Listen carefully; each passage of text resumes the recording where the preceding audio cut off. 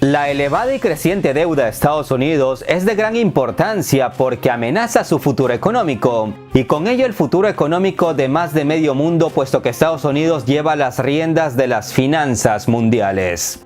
El dato es alarmante. El 1 de marzo del 2021 la deuda de Estados Unidos superó los 28 billones de dólares por primera vez en la historia. Y cada día deben pagar en intereses por esa deuda unos 800 millones de dólares. Y es por ello por lo que la deuda estadounidense crece a un ritmo acelerado. Una forma de examinar la deuda pública es relacionarla con el Producto Interno Bruto de un país. Así, comparando lo que Estados Unidos debe con el valor total de lo que produce en un año, la deuda estadounidense ha estado aumentando considerablemente incluso antes de la crisis causada por la pandemia. La deuda de Estados Unidos con respecto al PIB llegó al 50% a principios de la década de 1990 y llegó al 90% después de la recesión del 2008 y no ha parado de aumentar desde entonces. Ante esta situación está previsto por el FMI que durante el año fiscal en curso, la deuda pública de Estados Unidos alcanza alrededor del 131% de su PIB. Así pues, qué fácil, diría Kiko. Me endeudo, imprimo dólares a lo loco, los riego por el mundo, mantengo un ejército fuerte y me creo la mamá de Tarzán. Pero la fiesta pronto se les podría acabar. A lo largo de los años, las recesiones económicas han aumentado la deuda estadounidense, porque se han reducido los ingresos fiscales mientras el Congreso estadounidense ha gastado más para estimular la economía, como los gastos en beneficios sociales y todo lo que venga para paliar los efectos de la pandemia actual, a lo que por supuesto se suma el gasto militar.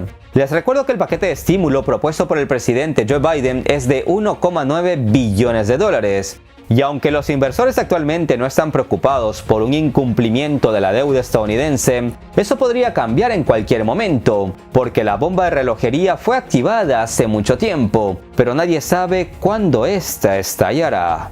Soy Gabriel Bulgakov y en este video vamos a explicar en qué consiste la deuda de Estados Unidos, a quién le debe, cómo creció tanto y si se podrá pagar algún día.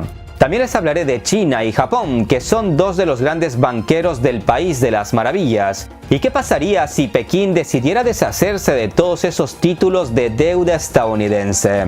Este video es importante porque vivimos en una época delicada, con una pandemia atacando a las economías mundiales y donde el default ya comienza a rondar a algunos países. Hoy aprenderán muchos conceptos económicos y verán cómo hay modelos alternativos al recortar gastos y subir impuestos para pagar la deuda. Sin más introducción, empecemos. No vaya a ser que la bomba financiera explote mientras ven este video. Aproximadamente 2/3 de la deuda estadounidense son deuda pública. Esto quiere decir que el gobierno de Estados Unidos debe todo este montón de billones de dólares a los compradores de bonos y pagarés del Tesoro de Estados Unidos, que incluye individuos comunes y corrientes como usted o como yo, empresas nacionales y extranjeras, así como a gobiernos extranjeros. Sepan que gran parte de la deuda nacional de Estados Unidos es propiedad del mismo pueblo estadounidense. Primero porque es una deuda financiada con dinero del pueblo en manos de entidades estatales y segundo porque es una forma segura de inversión de la gente de calle. Simplemente tienen que visitar el sitio web treasurydirect.gov donde pueden comprar y canjear valores directamente del Departamento del Tesoro de los Estados Unidos de América en formato electrónico. Permítame también decirles que, por ejemplo, la deuda de Estados Unidos con China es de unos 1,1 billones de dólares, lo que representa más del 15% de los 7 billones de dólares en letras, pagarés y bonos del Tesoro en poder de países extranjeros. ¿Por qué diablos países extranjeros compran bonos estadounidenses y qué hace China ayudando a su archienemigo que le declaró la guerra comercial? Se preguntarán ustedes. Pues deben saber que países como China y Japón compran bonos del Tesoro de Estados Unidos como una forma de inversión de sus ingresos de exportación a Estados Unidos, que no olvidemos están denominados en dólares estadounidenses. Es decir, empresas extranjeras como las chinas reciben dólares como pago de sus exportaciones a Estados Unidos y muchas están encantadas de prestar esos mismos dólares comprando bonos a Estados Unidos, país que es a su vez su mayor cliente. Como vemos, hay un círculo vicioso de movimiento de capital que a fin de cuentas es más o menos cómo se mueve la economía mundial. Además, tanto a Japón como a China les conviene mantener sus monedas devaluadas frente al dólar, ya que eso ayuda a que sus exportaciones a Estados Unidos sean asequibles, lo que finalmente hace que sus economías crezcan. Los asiáticos, teniendo los ojos cerrados, ven mucho mejor las cosas que todos nosotros juntos. A pesar de las ocasionales amenazas de China de querer vender sus participaciones de deuda estadounidense, lo cierto es que tanto China como Japón están felices de ser los mayores banqueros extranjeros de Estados Unidos. La demanda de bonos del Tesoro ayuda a mantener bajas las tasas de interés estadounidenses y el Congreso puede entonces aumentar el gasto federal, que estimula el crecimiento económico de Estados Unidos. Lo que decía, un círculo vicioso donde no hay quien le ponga el pare. En resumen, poseer bonos del Tesoro de Estados Unidos ayuda a crecer la economía de China y al mismo tiempo ayuda a mantener a flote la economía de Estados Unidos. La demanda de bonos denominados en dólares aumenta el valor en dólares en comparación con el yuan y como ya les mencioné, esto hace que las exportaciones chinas sean más baratas que los productos fabricados en Estados Unidos, lo que aumenta las ventas. Conclusión, gana China, pero los estadounidenses también se benefician de los bajos precios al consumidor. De forma recurrente se escucha que China tiene en sus manos la mayor parte de la deuda de Estados Unidos y que con una orden de venta podría quebrar al país del tío Sam. Pero eso no es del todo cierto, veamos la realidad. China tiene la segunda mayor cantidad de deuda estadounidense en manos de un país extranjero. En enero del 2021, Japón encabezó la lista con 1,28 billones de dólares, seguida de China con 1,1 billones de dólares. Pero cuando la cifra de deuda llegó a los titulares en los medios de comunicación, estos hicieron hincapié en China como banquero de Estados Unidos, ya que en estos momentos es percibido como un enemigo. Es verdad que China ha ido reduciendo sus tenencias de deuda estadounidense desde el 2011, cuando tenía 1,3 billones de dólares, y lo hace porque está tomando medidas para que el yuan se convierta en una moneda global, y para lograr esto ha tenido que aflojar su vínculo con el dólar estadounidense. Con esto, China ha hecho que el yuan sea más atractivo para los operadores de divisas en los mercados globales. La opción nuclear de China en la guerra comercial con Estados Unidos, que es como se llama la hipotética decisión de China de deshacerse de la deuda de Estados Unidos que tiene en sus manos, podría desencadenar un aumento en las tasas de interés y dañar sustancialmente la economía estadounidense. Pero no hay evidencias de que Pekín esté considerando esta opción. Muchos analistas argumentan que China no ha optado por deshacerse de los pagarés del tío Sam de manera acelerada porque eso provocaría una caída en picado de los precios de los bonos estadounidenses, lo que a su vez reduciría el valor de las tenencias restantes de bonos del Tesoro de China. Una opción utópica sería deshacerse de toda la deuda de un plumazo, pero es algo imposible al ser una cifra extremadamente elevada. Además, el yuan no es completamente flotante, dado que Pekín utiliza sus tenencias del Tesoro como una herramienta clave para estabilizar el yuan dentro de un rango objetivo frente al dólar en particular. No en vano, muchos críticos han alegado que China usa los bonos del Tesoro y sus otras reservas de divisas para mantener bajo el yuan, lo que hace que sus exportaciones sean más atractivas. En resumen, China no va a dispararse al pie, o al menos no de momento. Deben saber también que por regla general la mayoría de los inversores no se preocupan por la deuda de una nación hasta que ésta sea más del 77% del Producto Interno Bruto. Ese es el punto en el que la deuda adicional reduce el crecimiento económico anual según el Banco Mundial. Pues bien, en el cuarto trimestre del 2020 la relación deuda-PIB de Estados Unidos fue del 129%, una barbaridad. Lo más probable es que en un futuro no muy lejano los tenedores de deuda exijan a Estados Unidos pagos de intereses más elevados, ya que al aumentar la relación deuda-PIB querrían una compensación por un mayor riesgo de que no se les reembolse. La agencia de calificación crediticia Fitch ha advertido que Estados Unidos podría perder su calificación crediticia de AAA si la deuda del gobierno estadounidense no se administra de manera efectiva en los próximos años. Me ha causado gracia e indignación que Estados Unidos, con una deuda estratosférica, aún tenga calificación AAA. Si nos preguntamos a quién le debe dinero el gobierno estadounidense, pues sepan que el Seguro Social y los fondos fiduciarios son los principales propietarios de deuda. La respuesta corta es que el dinero de jubilación de sus ciudadanos es prestado al gobierno, lo que genera más deuda. Sepan que el Fondo Fiduciario del Seguro Social obtuvo muy buenos ingresos a través de impuestos sobre la nómina de los trabajadores de la generación del Baby Boom, que son las personas nacidas entre 1946 y 1964, durante la explosión de natalidad posterior a la Segunda Guerra Mundial. Idealmente ese dinero debería haberse invertido en tenencias más rentables y que además estuviesen disponibles para cuando los miembros de esta generación se jubilaran. Pero ese dinero fue prestado al gobierno para financiar el aumento del gasto. Este préstamo sin intereses ayudó a mantener bajas las tasas de interés de los bonos del Tesoro, lo que a su vez permitió una mayor financiación de la deuda. Pero este dinero debe reembolsarse y seguramente se hará mediante un aumento de los impuestos a medida que se jubilen más personas de la generación del Baby Boom. O sea, en Estados Unidos ocurre con su deuda lo que se conoce como el efecto bola de nieve. Y el Congreso lo sabe. Por lo tanto, si Estados Unidos no paga su deuda, los inversores extranjeros se enojarán.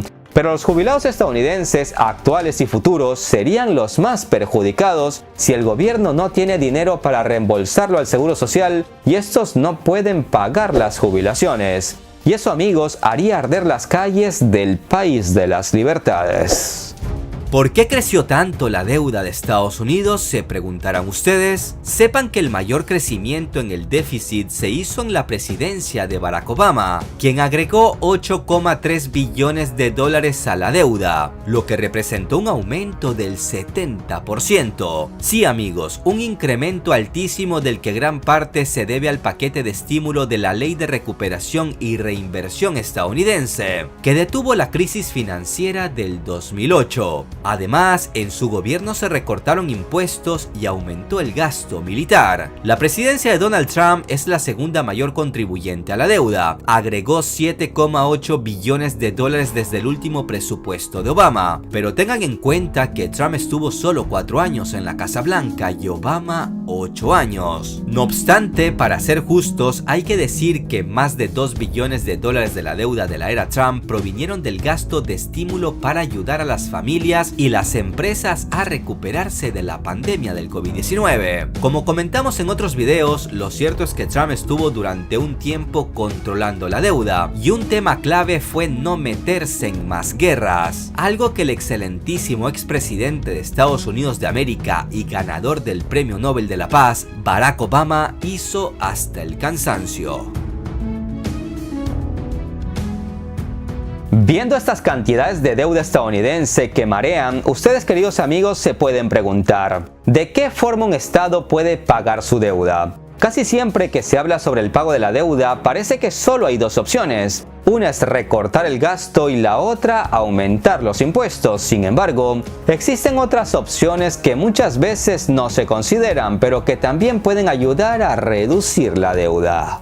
Como ejemplos del recorte de gasto en el caso estadounidense, el informe Simpson-Bowles del 2010 es un buen ejemplo de su uso para reducir la deuda. En ese informe se proponía equilibrar el presupuesto mediante una combinación de recortes de gastos y reforma fiscal. Aunque el Congreso no adoptó el plan completo, el gobierno implementó partes del mismo con cierto éxito. No olviden que el aumento de impuestos puede generar ingresos que el gobierno puede utilizar para pagar la deuda. Sin embargo, si el gobierno los aumenta demasiado, al final podría dañar su propia economía, al tiempo que ocasiona un descontento social que a su vez generaría protestas y violencia. Una de las posibilidades más obvias es hacer crecer la economía más rápido que la deuda. El aumento del PIB tiene un beneficio doble, a la vez que genera ingresos adicionales para pagar la deuda y reduce la relación deuda-PIB. Por lo tanto, impulsar el crecimiento económico es una forma de reducir la deuda. Sin embargo, el Congreso de Estados Unidos tiende a estar en desacuerdo sobre cómo generar ese crecimiento. La mayoría de los demócratas prefieren un mayor gasto, mientras que la mayoría de los republicanos defienden la reducción de impuestos.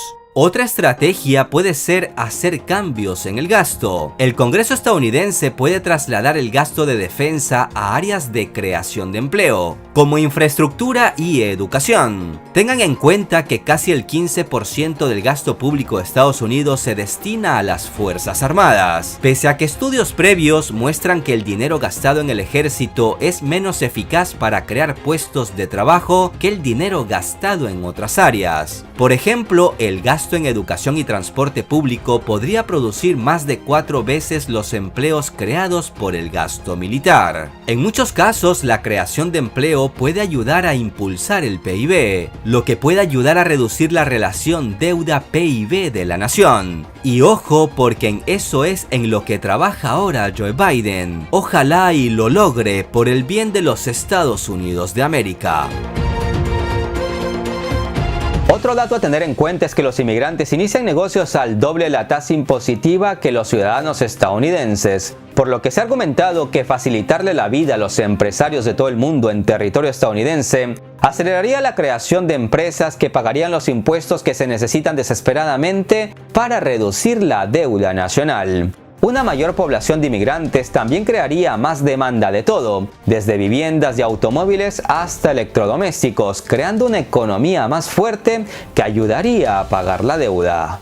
No son pocos los que han propuesto, y no solo en Estados Unidos, hacer que los ciudadanos se jubilen a los 70 años en lugar de los 60, lo que podría ayudar a reducir la deuda nacional al aumentar la cantidad de personas que pagan al seguro social y reducir el tiempo que dependen de los pagos del programa. Es decir, los ciudadanos deberán trabajar 10 años más, mientras que el Seguro Social pagaría jubilaciones ya no 20 años en promedio por persona, sino tan solo unos 10 años o menos. Cosas del capitalismo salvaje, pero es una opción que se estudia, y no solo en Estados Unidos. Por otro lado, Estados Unidos tiene otras opciones como implementar el IVA y renovar el código fiscal. Sí, escucharon bien, en Estados Unidos no existe el IVA. Y ya que tocamos el IVA, les dejo un dato de impacto. Los países donde no hay IVA se pueden contar con los dedos de mi mano, e incluye a Libia, Siria o Afganistán. Pero por desgracia, son países que han sufrido las bombas del protagonista del video de hoy. Aunque la deuda de Estados Unidos es alta, en estos momentos el gobierno todavía puede pedir prestado dinero durante 30 años a menos del 1,5%. La deuda con respecto al PIB es el triple de lo que era en 1980, pero en ese entonces las tasas de los bonos del gobierno a 10 años eran del 11%. Y ahora la deuda es alta, pero es mucho más fácil pagar esa deuda con tasas de interés increíblemente bajas. Pero por supuesto, las tasas de interés o la inflación podrían cambiar en cualquier momento. La ventaja que tiene Estados Unidos cuando se habla de su deuda es su poder económico y el respaldo que se presupone a su moneda, que muchos países utilizan como moneda de facto. Esto le proporciona una mayor libertad financiera frente a otros países en la medida en que pueden imprimir dólares, que son un bien codiciado por sí mismo. La idea de que su moneda deje de ser dominante en la escena internacional es un lujo que no se pueden dar, pero lo más seguro es que sea un lujo que pronto podrían perder. Estados Unidos, con sus más de 28 billones de dólares de deuda, es la mayor de cualquier país a nivel global. Y sí, si Estados Unidos incumpliera con su deuda, la economía mundial se vería gravemente afectada. Hay que tener claro que una deuda tan grande como esta, que tiene algún riesgo de incumplimiento, es más preocupante que una deuda más pequeña con una mayor probabilidad de incumplimiento. Ya saben, si le debes 1 millón al banco tienes un problema, pero si le debes 28 billones es el banco el que tiene el problema. Pese a todo, deben saber que el dólar estadounidense es un componente fundamental del sistema financiero mundial actual. Y aunque algunos países trabajan para revertir esta tendencia, lo cierto es que aún les faltan varios años para lograrlo. Si la tendencia actual de la deuda estadounidense sigue creciendo, esto no inspirará confianza a largo plazo, y las agencias de calificación y los mercados financieros se están comenzando a darse cuenta, o mejor dicho, ya no pueden ocultar más los profundos problemas financieros de la que se dice es la primera economía del planeta. Por ahora, esta deuda de Estados Unidos en teoría no es de preocupación, pero si alguna vez llegara a serlo, las consecuencias serían nefastas. Desafortunadamente, Estados Unidos se está acercando poco a poco, paso a paso, cada vez más a un escenario financiero caótico. Y sus gobernantes deben revertir esta situación ya, porque el aire de los chinos ya empiezan a sentirlo en la nuca. El crecimiento económico de Estados Unidos históricamente ha superado a su deuda. Al término de la Segunda Guerra Mundial, en agosto de 1945, la deuda de Estados Unidos era de 258.680 millones de dólares. Pero la economía superó esa deuda en menos de 3 años. En 1960 el PIB se duplicó con creces. Los datos históricos hacen creer al Congreso que la deuda de hoy será eclipsada por el crecimiento económico del mañana. Ya amanecerá y veremos. Por otro lado, los representantes del Congreso tienen mucho que perder si reducen el gasto. No podrían garantizarse la reelección si recortan los beneficios del Seguro Social o Medicare. Y aumentar los impuestos puede ser políticamente impopular. Recordemos que no son pocos los expertos que creen que el presidente George Bush padre perdió la reelección porque aumentó los impuestos después de prometer que no lo haría, permitiendo la llegada de los Clinton a la Casa Blanca.